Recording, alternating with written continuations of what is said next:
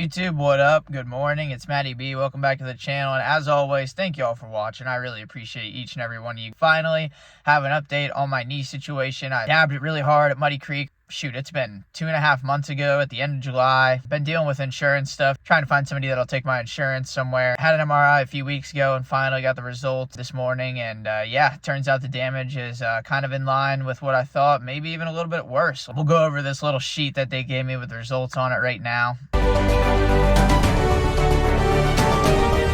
We'll start with the obvious one that we've pretty much known all along, torn ACL. It actually says we have an ACL rupture, which I did a little research. That just means I have a grade 3 ACL tear, which just means it's a complete tear. And that makes sense because as you guys heard in the video, right when my foot hit the ground, it didn't feel like just a partial tear. It felt like an ACL explosion. So with that being said, ACLs left the chat. We kind of knew that. Then we have a tear of the body and posterior horn of the lateral meniscus with posterior displacement of the posterior horn. In layman's terms, my meniscus is torn also, and this makes sense to me too just because of how damn bad it hurt. The pain was insane, and I feel like if you just tear the ACL, a lot of the times it's not that bad, and it was super intense pain. Then we have a medial and lateral collateral ligament sprain, which no big deal, that'll buff out, no choice. And I did these completely out of order, but the last one I'm going to go through at number 1 on the list, a bony contusion of the lateral femoral blah blah blah, no big deal, my entire body's a bony contusion. But what comes with that is a small, mildly displaced, depressed fracture of the posterior medial tibial plateau.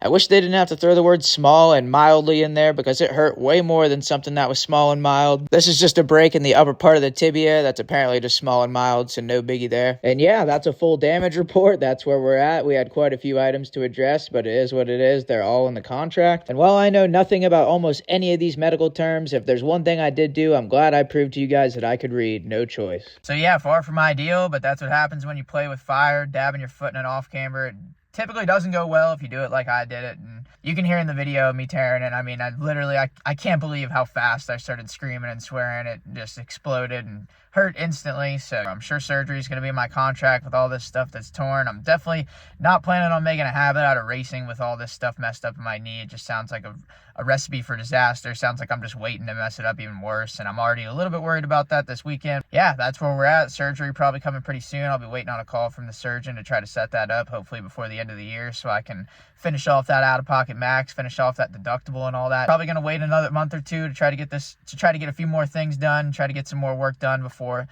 we head towards the end of the year. So it'll probably be like a December surgery if I had to guess, but I'll keep you guys in the loop. I appreciate you guys following along with me, and all you guys that have checked on me, asked for updates. It means a lot to me. Thank you. This is where we're at. It's not ideal, but it's the way she goes, and yeah, we have no choice but to get it fixed at some point. Catch you guys next time.